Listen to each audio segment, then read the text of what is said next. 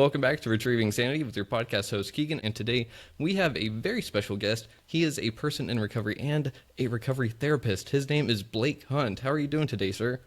Good. Thanks for having me on. So, how are you doing today? Yeah.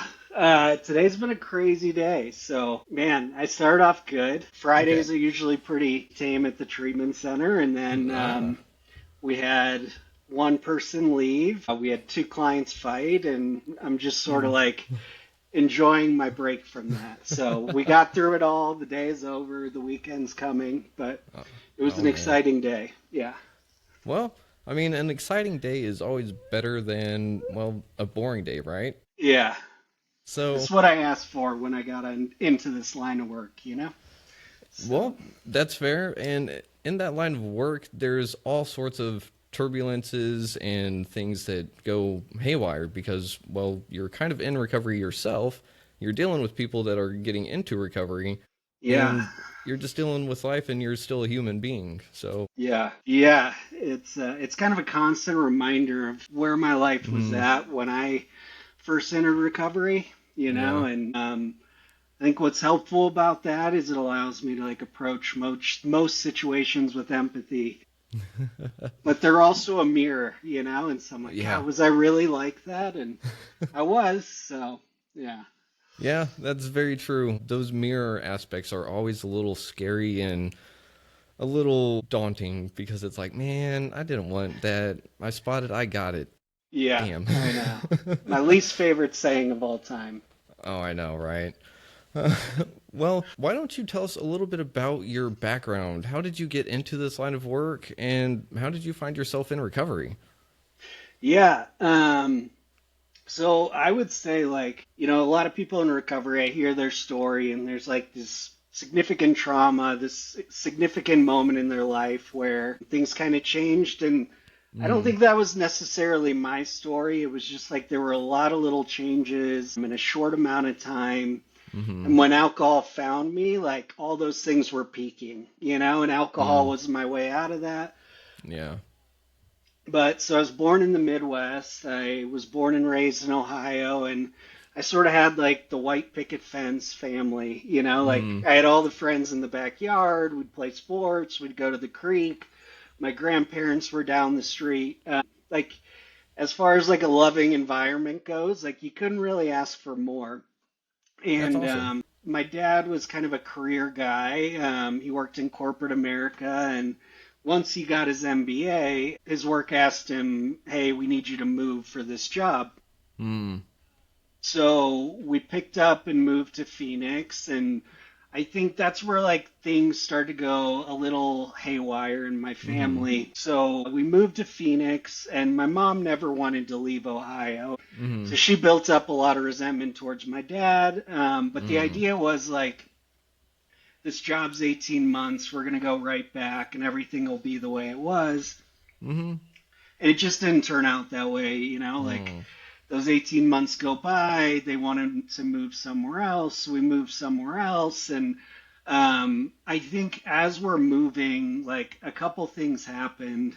mm-hmm, One, I just got really good at like fitting in, you know, like when you're yeah, constantly forced into situations where you're making new friends. I just sort of learned that chameleon behavior that a lot of people talk about. uh-huh, I'd make friends quickly, but I wasn't necessarily authentic in the way I was making those friendships. mm, Um, and then growing up, like my grandpa was my best friend, and he was diagnosed with terminal cancer, and mm, he died somewhere between the second and third move. oh, man, And I'm and sorry. that, yeah, it just, I mean, it hit me really hard, but Mm-hmm, I think it was really kind of the final straw for my parents as well. I think my mm, mom always carried this resentment towards my father that mm-hmm, we were kind of robbed of those last years with him with all this moving oh, around. And mm-hmm, so our final move was to Wisconsin. And mm. I moved to Wisconsin 3 weeks before summer break, and I was in eighth grade. So I have like 3 weeks of middle school, summer break, and then I start high school. And it was the first time I didn't make friends very easily. Mm. There were a lot of like established friend groups. It was a little bit harder to break into those.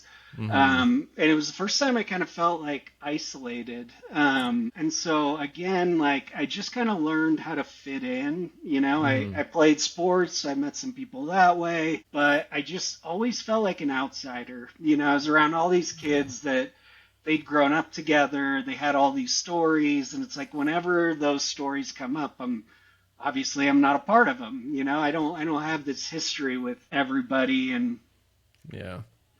and so, you know, at home, my mom and dad aren't really talking. They're at odds. Like, Mm. I have friends, but I don't feel comfortable in my own skin. And like, I'm Mm-hmm. 15 or 16, and somebody offers me vodka, and it's like, you know, just like kids do. Like, we each had a water Mm-hmm. bottle of vodka, and I just remember like everybody else was kind of like sipping it, seeing what would happen, Oh sipping it, no. you know, and I was just like, Chug it. I sipped it, I felt that first buzz, and then it was Mm. like down the hatch. No. And I blacked out and I threw up in the head of the PTA's lawn and got suspended from sports and school, and like it was this whole ordeal. But Whoa. I couldn't wait to do it again. You know, I was just like, this was it, you know? Uh-huh. And so I became kind of like this binge party drinker on the weekends. Mm-hmm. Didn't think much of it. Like I knew I drank more than most people Mm-hmm. when I was drinking, but you know, I knew not to drink during the week. I got decent grades. Like Mm-hmm. I went to school, so I went on to college, and maybe I start drinking Wednesday, Thursday, Friday, Saturday, and then Oh. Sunday, and you know, it's just like I'm still able to hold my life together, but I'm in complete denial about like how often I'm blacking out, and Mm-hmm. um, as happens for most of us, you know, it like starts as fun, and then it becomes like Mm-hmm. fun with problems, and you know, I had like a couple minor arrests, and I had just Mm. some episodes with girlfriends I wasn't too proud of, and just like my behavior was becoming more erratic. Yeah, yeah. I felt that. So I had a couple wake up calls, and so I leave college and I'm like, okay, I'm starting my career. Like I gotta batten down the hatches, and I did. Like I cut back on the drinking some. I got into my Hmm. career. I was a consultant at a big company, and but man, like once I started drinking on the weekends, I still couldn't stop. You know, it was like Mm-hmm. I never could have one or two drinks. It was either I had to like abstain completely, Mm-hmm. or I was just drinking till I blacked out. Yeah. And you know, it started to creep back into my life. Like I couldn't Mm. sleep after my benders, so I'd have a couple shots to fall asleep. And pretty soon I'm having shots every night to fall asleep. And, Mm-hmm. you know, I had a girlfriend who became my wife. And so we're dating all during this time. And like, Mm-hmm. she's just seeing the progression of this, you know, Oh yeah. she's seeing me go from like this fun guy to somebody who's really angry all the time, and behind closed doors, just yeah, you know, Mm-hmm. it's like I'm either up or I'm really down, and Yeah.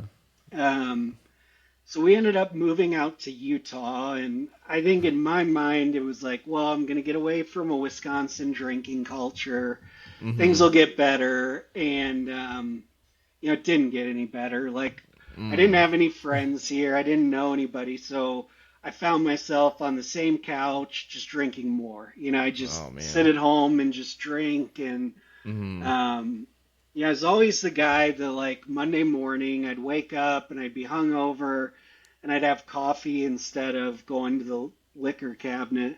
I Mm-hmm. still remember the day where I like woke up planning to do that, and instead of going right to the coffee maker, I went to my bar and took a swig of vodka, Good old hair of the and dog. it fell apart so fast after that. Mm. I was drinking around the clock. I just couldn't stop. Like it was the first time I knew without a doubt I had a serious problem, but Mm-hmm. I didn't do anything about it. And yeah, it sort of all culminated in me trying to quit. Mm-hmm. And in that week, like I relapsed really quickly, locked the bedroom door, told my now ex-wife that I was going to kill myself, and cops came and hauled me off to the psych ward. Um, and so that was kind of my first, like, okay, I've got to get a hold of this.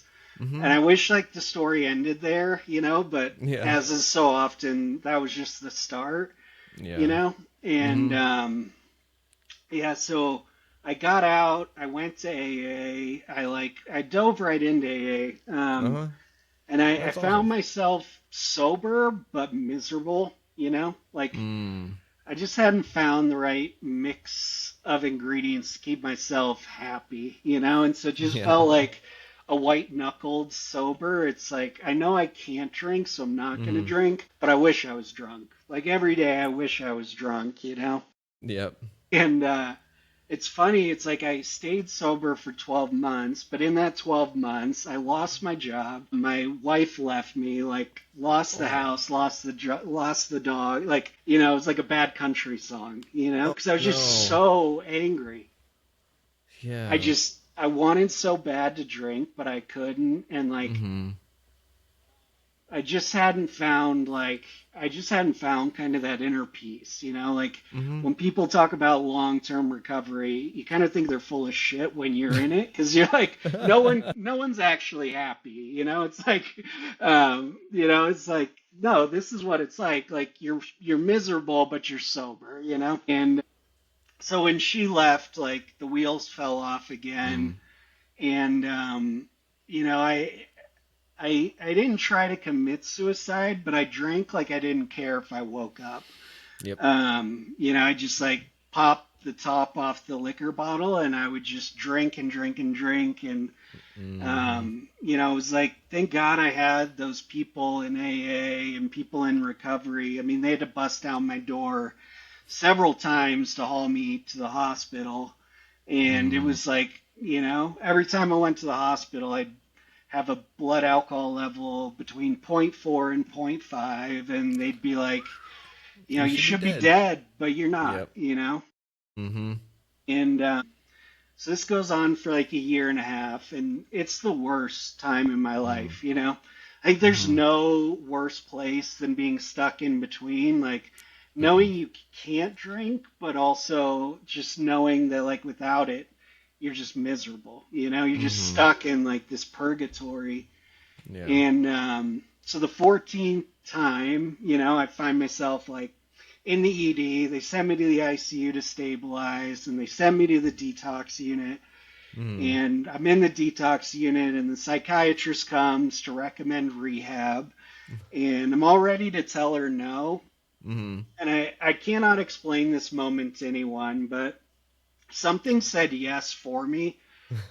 I just like, I don't know. People had always talked to me about surrender, and I Mm. never knew what it meant. And people are like, you can't think your way to surrender, you just get there. It's like you can't manufacture it, but like, Mm-mm. one day you just give up. And that was that moment for me. Like, they asked, and I just found myself saying yes. Like, I Mm-hmm. accepted professional help, and That's awesome. everything fell into place that needed to fall into place. I had friends in recovery that recommended the place I'm sitting in right now, and came here and I did 60 days of inpatient rehab. And I remember I came in the first day and I told him, like, I can't promise you anything other than I'll do exactly what you tell me to do and I'll give it my all. I was like, I'm still an angry guy. I still got all these things to work on, but I promise you I'll give you my best. Mm-hmm. And I genuinely think I showed up that way. I Yeah. wasn't the easiest client, but I gave it my all every day. And I did a step down program. So I went to day treatment for a couple months and I went to IOP for a couple months. And I think where this story starts to like take a really cool turn is, most people get burnt out on Mm-hmm. therapy. And I was like 6 or 7 months in, and Mm-hmm. I'm still showing up to groups early and like staying late. I'm just like, I love this. Like, Uh-huh. I love seeing myself get better. I love seeing Mm-hmm. other people get better. Like, I just love this. And so I went and talked to my therapist about it, and she's like, what if you just had the guts to do it? Like your whole life you've like played it safe. You've taken the job that'll pay you the most money, and you're miserable. Like, what if you Mm-hmm. just did the job you actually wanted to do? And um, so I was too early in recovery to go work in recovery. Mm-hmm. So I actually found this autism clinic. So I went to work with like severely autistic kids, and Mm-hmm. I remember it was like the second day, and one of these kids had had an accident.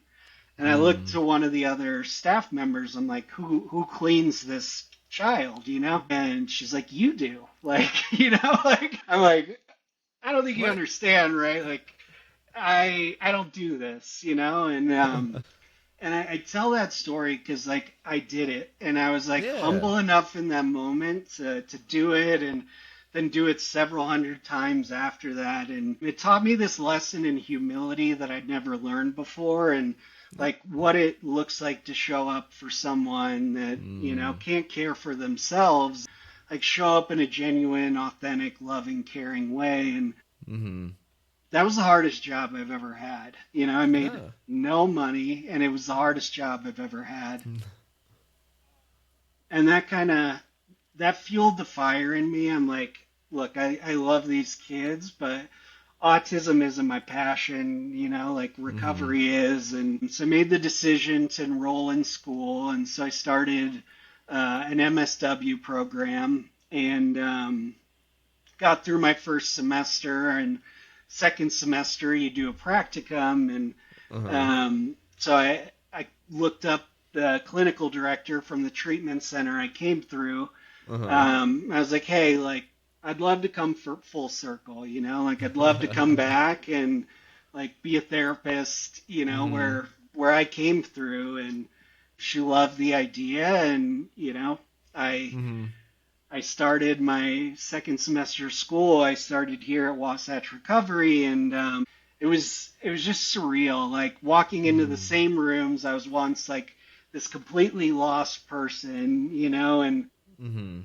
now getting to be on the other side of that, and just like seeing all these people that come in just hopeless, like Mm-hmm. they're convinced they're broken, they're convinced that there's no changing their circumstances, they're convinced that they're the worst person to ever walk planet Earth. And Mm-hmm.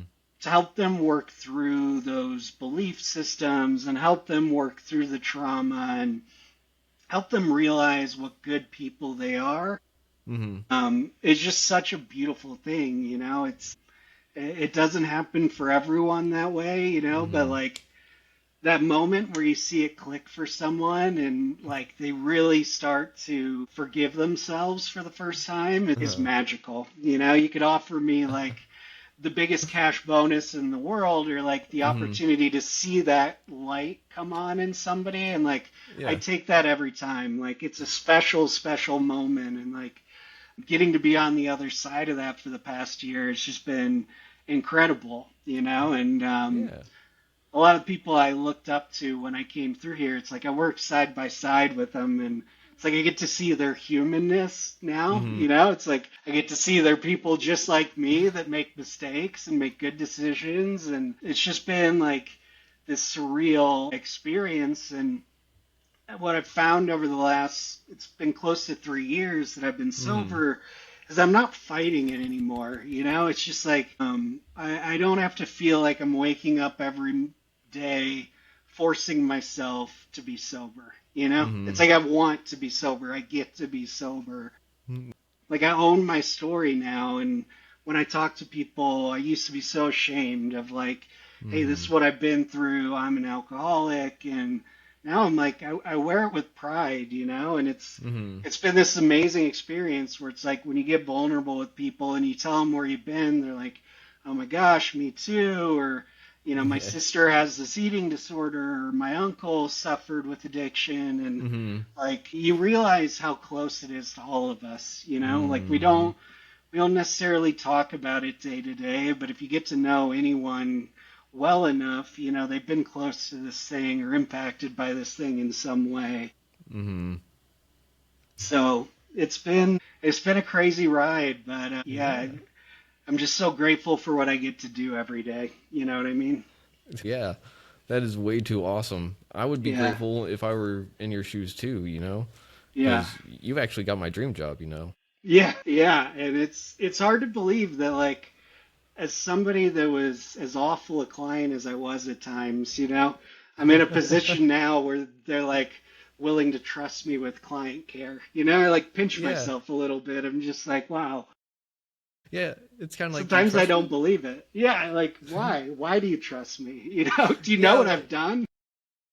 Like I was on the other side and now I'm here. You like, y'all sure y'all made the right choice? Like, I'm supposed to Yeah, graduate, right?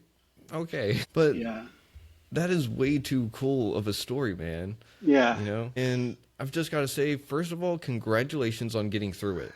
And Thank you. congratulations on 3 years or going on three, correct? Yeah, yeah, just about. Yeah, congratulations, because that is huge. I Thank mean, you. the first year for me was a big one, but I think the third year was pretty tough too. Year two was all right because it was like, all Yeah, right, I got that first year in. So that second year was like, all right, I got this. But year three is kind of where it started to really hit. Like, oh yeah, this is real life. yeah, So yeah. Year three so far seems to be like the year of big decisions.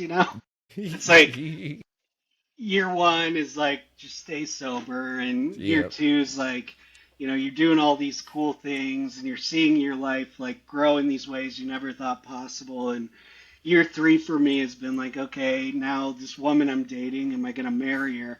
Are we gonna have kids? Are we gonna remodel the kid? Like, it's like, oh my gosh, now I actually make adult decisions again. Yeah. So It's yeah, crazy. yeah, You say adult decisions, but at the same time, we've been adults for so long, but it just yeah. never really felt like it. No, no. Yeah, um, yeah, it's one thing that I learned about myself, is Okay.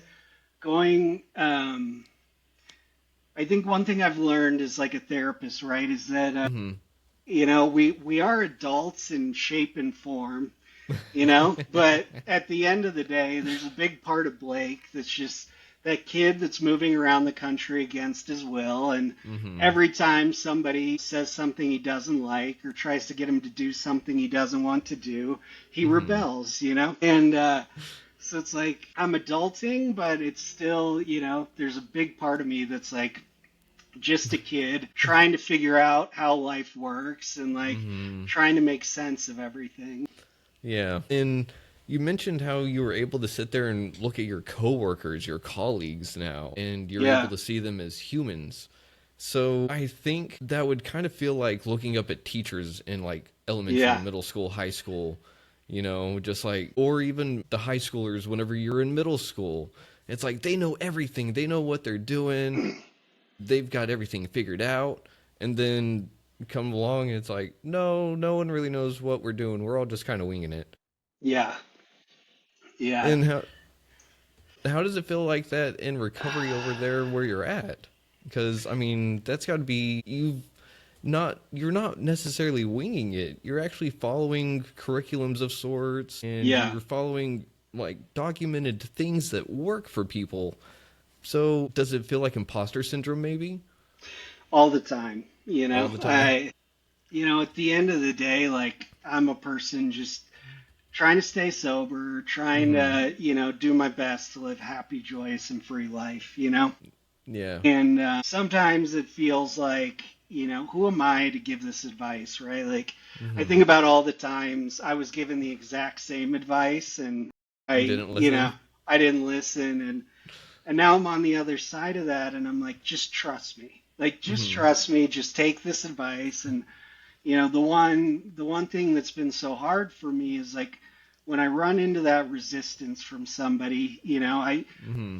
I just want to pull them along. I'm like, come on, you're doing it anyway, like Yep. come on. And I often forget how long this process took for me. I'm like, Mm-hmm. just because you show up in my office or in my group it doesn't mean that you're at that point where you've surrendered, you know? And Oh no. I go back to like what it took for me to finally surrender and be in a position where I was teachable. It took a lot, you know. It took me nearly dying several times, and you know, just because you made it to treatment, it doesn't mean that you're there yet, you know. Yeah. And it's hard because you never want to see somebody have to go back out. You never want to see somebody, you know, quote unquote fail. You know, it's never a failure, but you No. know, when somebody relapses, it hurts me just as much as it hurts the clients, you know. And so it is hard to try to not force the issue and make things go the way I want them to. Yeah. I can definitely imagine that. Yeah. And one of the things that you have that I told my therapist whenever I was in rehab that I wish that she had was experience. Yeah. And that was the biggest thing. I was like, as a therapist, as a person and everything, you are freaking amazing. Like, I've always avoided therapy, but now I love it, you know? Hmm. But I was saying the only thing that they were missing was experience, personal Yeah. experience with addiction. Because there are some things that addiction will teach you that I don't think a classroom ever could. Do you Yeah. agree? Yeah. And I think just because I have experience in addiction too, it's like I don't always have experience in what our clients have been through, you know? Mm-hmm. So I look at like my story and how I ended up in my addiction, you know, Mm-hmm. but you know, right now I'm working with a mother and her daughter OD'd 10 years ago, you know, Mm-hmm. and her life, she was a social drinker and Mm-hmm. nobody taught her how to work through that, you know, and she found her she found herself coping with alcohol. And while Mm-hmm. I can relate to her when it comes to addiction, you know, I don't have Mm-hmm. personal experience losing a child. You know, Yeah. I can Yeah, yeah. empathize with you. I can come as close as I possibly can, but Mm-hmm. I can't look you in the eyes and tell you I've experienced what I've experienced, Mm-hmm. you know. But what I found is, you know, that like we're all doing the best that we can, you know. Mm-hmm. No one's going to have our same story. You know, you hear this Mm-hmm. in the rooms of recovery all the time, like look for the similarities and not the differences, you know, and you're always going to Mm-hmm. find the unique parts of your story, and there's parts of your story no one else can imagine going through. Mm-hmm. And yet we've all come to a common solution, you know? And so it's, you know, like your process of grieving, your process of working through what you need to work through, that's going Mm-hmm. to be really personal to you. Yeah. The end result kind of looks the same for everyone. You've got unique Mm-hmm. parts of your program, I've got unique parts of mine, but Uh-huh. ultimately, you know, we've made the same decision in our lives. We try to Mm-hmm. act in a certain way every day that keeps us sober. Uh-huh. There are things that work for millions of us across the country, and Mm-hmm. you know the reason is simply because they do work, you know. And Yeah. most of us want to create our own path. We think we're smarter than everyone else, but it's like these things work for a reason, you know. It's the reason everybody recommends you do them.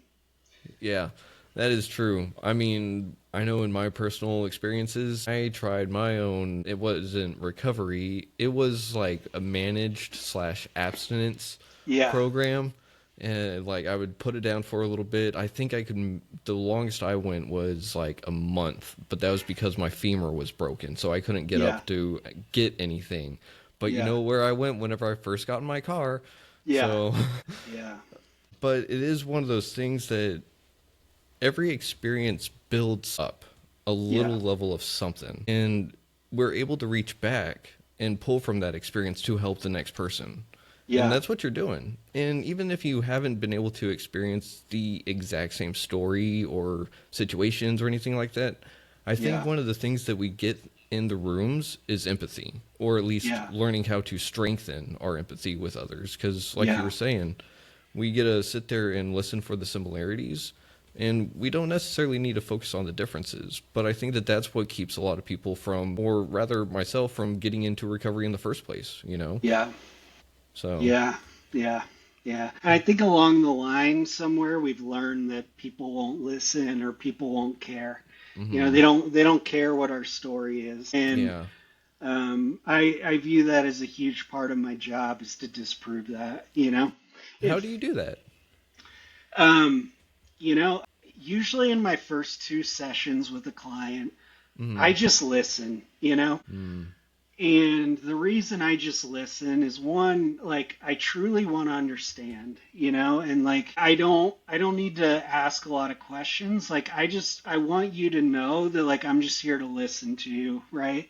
Like Mm. so many people have come into your life and told you how to feel, the way to manage those feelings, and I'm here to like open up a completely non-judgmental space for you to just unload, you know, because like that shit's been in there for a really long time, you know. Hmm. So doesn't matter to me if it makes sense. It doesn't matter to me, you know, how it comes out.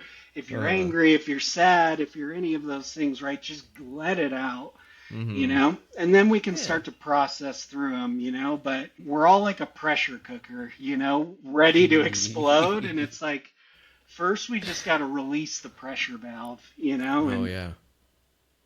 so I that's kind of my approach to it is just like, look, like whatever you say, I'm gonna listen, you know, Mm. and I'm not gonna try to correct you. I'm not gonna tell you how to think differently. I'm just gonna sit here and listen to you, you know. Yeah. That's awesome. And I think that that really does encapsulate the whole fact that everyone just wants to be heard. Yeah, And that is kind of what I was hearing in your story too, was that yeah, you were just wanting to be heard. You were wanting to be yeah, seen, you know? yeah, And it's difficult whenever you can't break from that mold, especially whenever you yeah, don't have any control over situations. yeah, And that's a huge power that's a huge lesson in powerlessness right there. yeah. You know, I probably failed to mention this, but um, my parents, when I was born, you know, my parents were Mhm. not married. They'd been dating for like a month or two, something like that. Ah. And then my mom finds out she's pregnant, and my Oh. dad had been abandoned as a child. So he's like, I'm Mm. not letting that kid grow up without a dad. So my dad Yeah. did like the noble thing, and he's like, I'm going to marry you. Like, we're going to make this work for the kid. The Mm. best intentions ever, right? Yeah, But yeah. when mom and dad fight, you know, that kid's like, well, if I didn't come along, right? Like, if it Mhm. weren't for me, none of this would be happening. Like, they Yeah. would have found partners that make them happy. Mm. And so, what I end up doing is playing the role of peacemaker in my house rather than Yeah. saying, like, hey, I'm a kid and here are my needs, you know? Mhm. And again, that's nobody's fault. That's not my parents' fault. They had good intentions. As a Yeah. kid, I had the best of intentions, and yet I didn't learn how to like express my needs. And that's Mhm. so many of our stories, right? It's like none of us wake up one day and we're like, I'm going to be the person that never expresses how they feel, and I'm going to be angry at the world, and I'm going to drink myself to death. You know, it's just like life throws us these curveballs, and we adapt to them. And some Mhm. adaptations take us in a direction we wish they wouldn't. You Yeah. know, Good that's or it. bad. Yeah, Yeah. doesn't make you a bad person. Just means Yes. that like it was the best you could do in that moment, Mhm. and you know, it had some bad effects on your outcome. Yeah.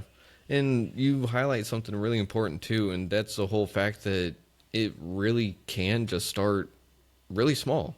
Yeah, And it will sit there, it'll start small and it'll start rolling downhill and picking things up either really quickly or people will come along, pick it up and add stuff to it, you yeah, know? And it seems like there's nothing that I could ever do to play catch up fast enough to catch up with any problems, you know? yeah, Like, as soon as I was like, all right, I'm just that issue, I had two more hit me yeah, before that one was over with, and so it was like I could never win, you know. yeah, So, how yeah, did you deal with that kind of feeling? Because you had to grow up way too early, right? yeah, And be peacemaker, so you had to do too much as a kid. So you yeah. really did. You didn't start off with like an ice cube. Yeah. You started off with like an igloo rolling Yeah. downhill, Yeah. and that's Yeah. rough. And I think that's all the things I had to work through in Mm, therapy and support groups is, again, like my parents did what they thought was best. So they grew up in a zero structure environment. mm-hmm. So what do they do with their kid? They put them in an extremely structured environment, and Mm, and I felt repressed, and so I rebelled, mm-hmm. you know? Yeah. And it's like my dad did the opposite, right? Like he grew up without any structure, and so he's Mm-hmm. craving it, and he puts probably too much structure in his life, right? And Yeah. so, what I had to unlearn was those behaviors, right?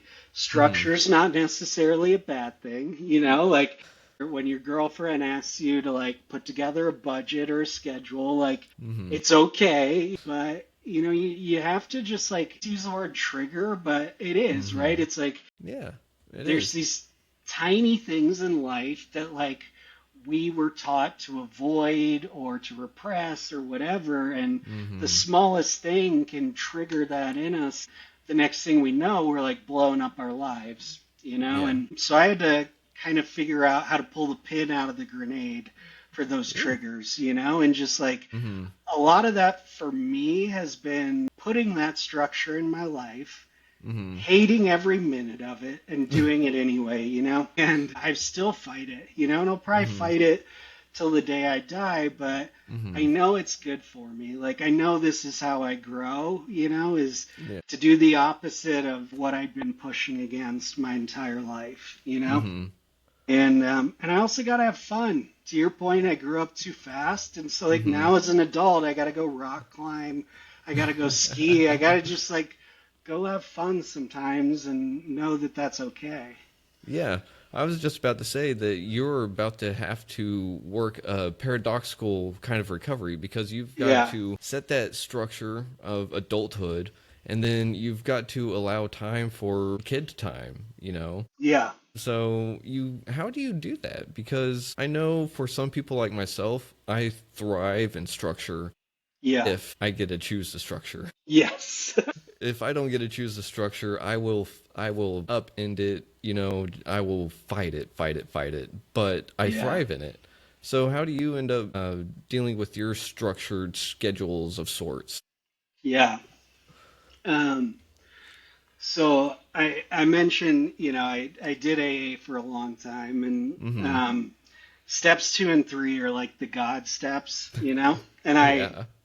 they're the ones that trip me up every time. And Mm-hmm. it finally like dawned on me that when everybody was sharing about God, right, Mm-hmm. they had a different version of God. No two Uh-huh. gods were the same. And so I'm like, maybe this thing isn't about God. Maybe what it's telling me is that like this is all about control, right? When I get Ooh. things my way, Mm-hmm. I think I'm happy. Mm-hmm. And when anybody presents me with something that isn't my way, Mm-hmm. I try to force things to be my way. And Oh so yeah. maybe, right, the second and third steps are just Mm-hmm. telling me to accept what life gives me, right? Like life's going to give me this. And my job's to adapt to it, not Mm-hmm. try to force it to go any one way. Because when Yeah. I try to force life to go my way and my structure and like, it doesn't go that well for me. Mm-hmm. So I think that's the back and forth in my head is like Mm-hmm. I'll spend a week or two trying to get my way. I'll Uh-huh. get really, really frustrated. And then I'll have to go back to this concept of acceptance.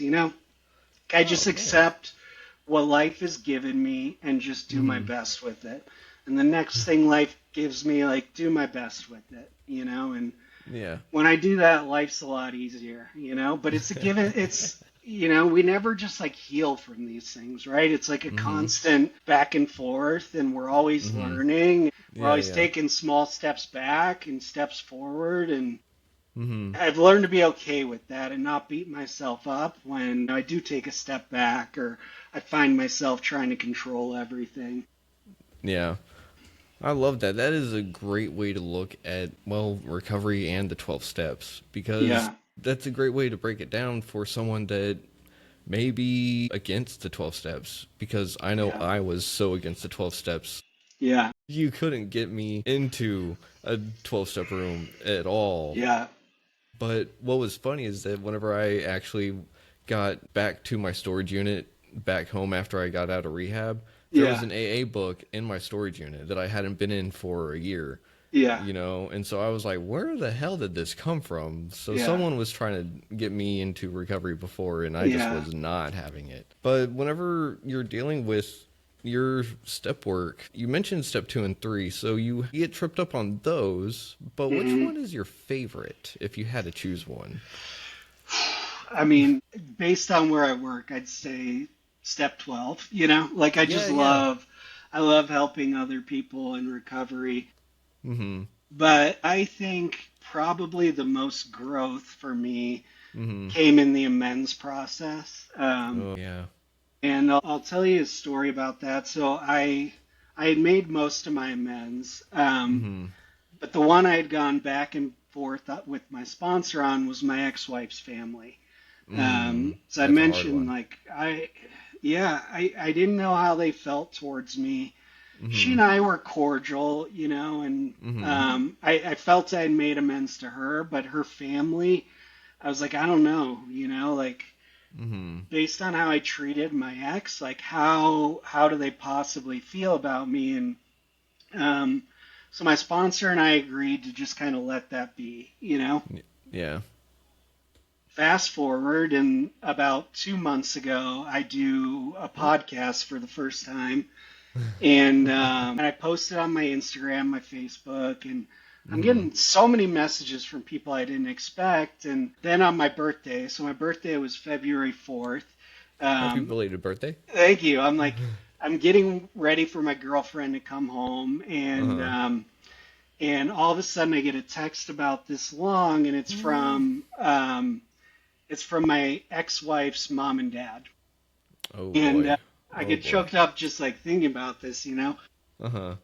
But they basically said in their text that they had both taken time to sit down and listen to my podcast together, Mm-hmm. and just that they could just hear this change in my voice, and just the way I was able to carry myself, and just how they could see the positive changes that I was making, and Mm-hmm. how proud of me they were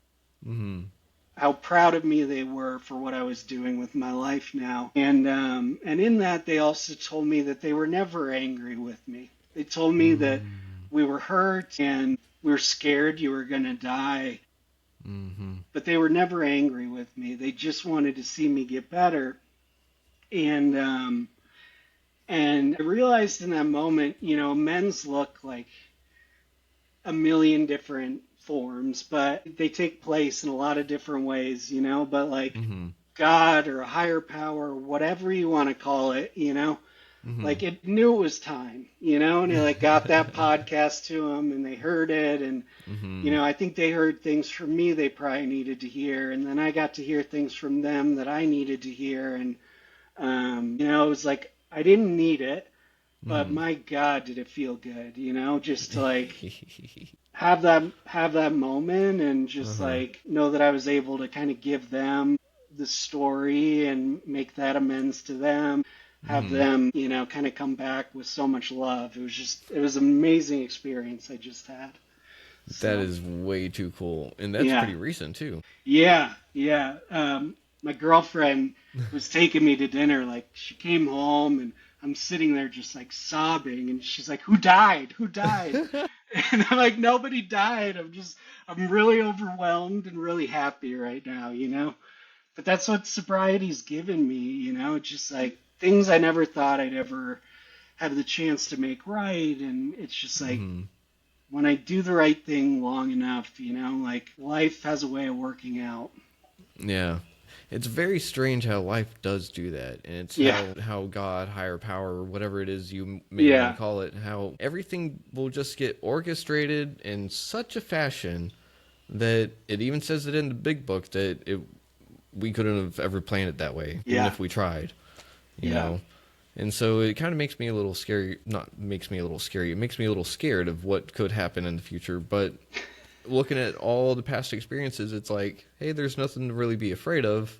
It's Yeah. just that silly imagination talking to you. Yeah. So, Yeah. whenever you're dealing with yourself being in where you're at right now, just you're you in Yeah. recovery, and how do you picture yourself being in a couple years? Because it's kind of hard to really like see yourself out of Yeah. addiction. And so being in recovery, there's a weird, it's to me it feels like a weird bubble, Yeah. of sorts. But where do you see yourself in a few years while being in recovery? Cuz you're already doing Yeah. my dream job. So Yeah. I see myself being where you are in a few years. Yeah. But where do you see yourself? Maybe you're running the recovery center. Yeah.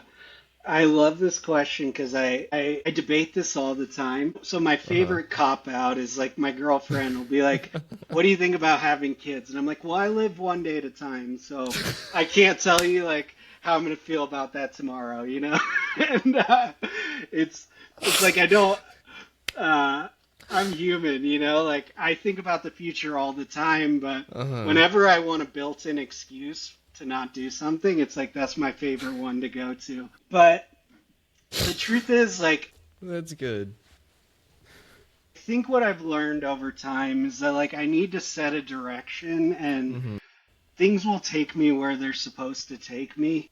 Yeah. I look at, like, my clinical director's job and I'm like, hey, like, that looks really appealing to me Mhm. someday. There's so much responsibility that comes with managing people and Mhm. here we've got three different phases of care that she's over and a sober living and I mean there's so much that goes into managing it and Mhm. I think like I know that's the direction I want to have but I Mhm. think what my program does it allows me to stay humble enough to be like I'm not there yet. Mhm. I don't know if it'll be 3 years, I don't know if it'll be 5 years, but I know that's the direction I want to head in and I Mhm. just need to not put a timeline on it. Because the minute I come up with like, well, in 3 years I'm gonna be this, I start managing to the timeline and it goes Mhm. horribly. Yeah. And so that's what I try to do is just like set a direction. And so Mhm. for me that looks like, I probably do want to be like a clinical director in a treatment center at some point. Mhm. At some point I'd love to like work into that my own nonprofit. Mhm. I think one of the biggest issues we're facing today in the state of Utah is I'm at an insurance-based treatment program. Mhm. Methamphetamine is running through Utah, and Mm. unfortunately, meth today puts people into a level of psychosis where it takes months for their brain to sort of stabilize and normalize, and Oh insurance man. doesn't meet that timeline. And Mm. so um, I would love to have a nonprofit specifically for people suffering from methamphetamine Mhm. addiction that provides them funds for sober living so they can stay in a program long enough for them to recover. There's a lot of tragic drugs out Mhm. there. Yeah. Unfortunately, we don't see as many fentanyl clients because they die Mhm. before they get here. It's tragic, but Yeah. meth doesn't kill as many people, but what it does to the brain is horrible. And so Mhm. I'd love to get into that field and do something for that population. And personally, I'd love to get married and probably have kids. I think I'm finally getting over my fear. And if my girlfriend hears this, she'll be like, oh, you've made a decision you want kids because you've been stalling for a year. But I do uh, think that's what I want. It's just like I have this mhm. fear, and I have this Mhm. fear that what if one day I relapse? Like Mhm. what if I screw up my kids? And it's taken Mhm. me a while to get over that fear. Yeah. But I think I'm getting there. So Yeah, sure sounds like it. And that is an amazing dream to have. And you put yeah, it so well because if you put it in that time frame, I know I would start to sit there and try to micromanage everything. yeah, But in recovery, it's just taught me that I just need to have an idea. I don't need yeah, to have a definite thing. I need to have a general idea and go that way, and somehow it works out.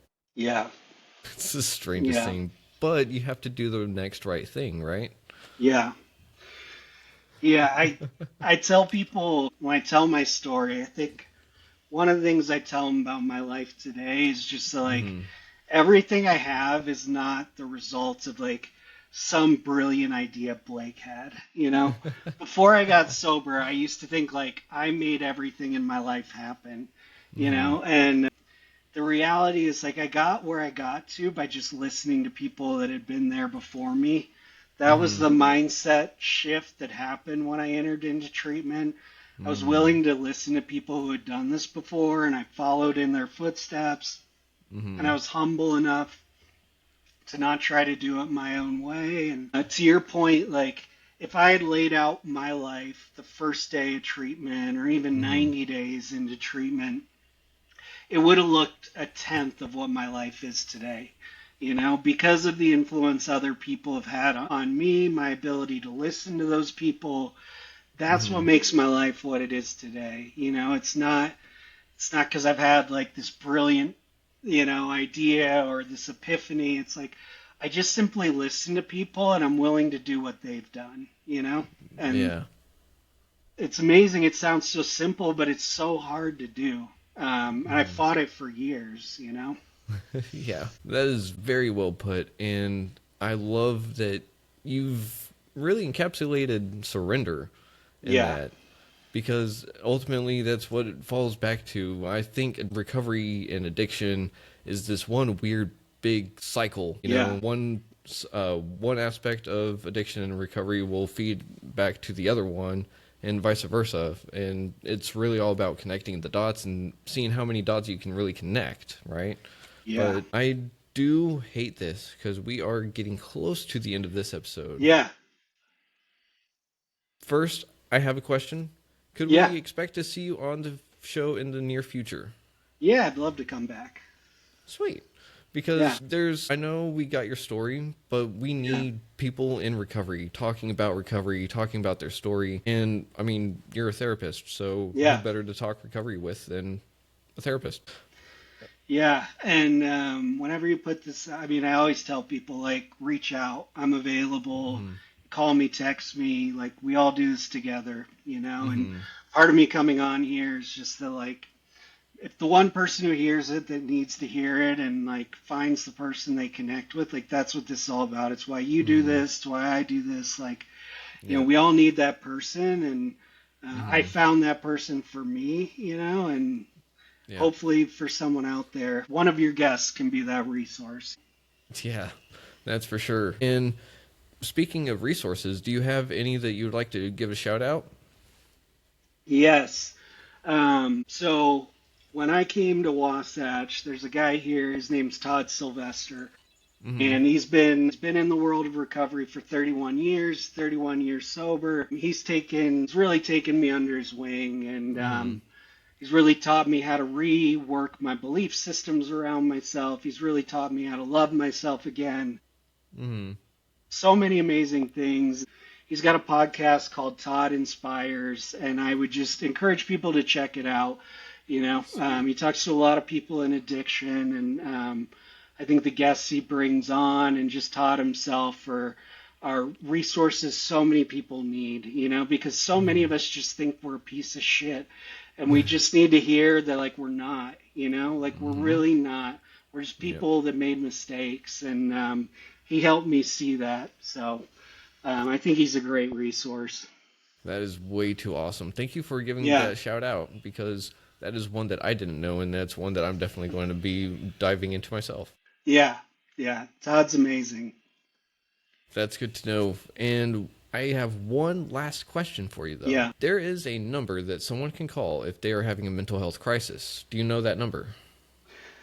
I do not. It's above Off the my top, head if you I, can see it. I It's like can't. somewhere. It's 988. 988. I was gonna Yes. say 9. I mean, yeah, you can too, but that one might not go as well. Yeah, 988. Yep. So if we can teach our children how to dial 911 in case of an emergency, why can't we teach our friends and loved ones how to dial 988 in case of a mental health crisis? And that can be used for if you just got laid off a job, if you just had a bad breakup, or if you got to be on your report card, so Yeah.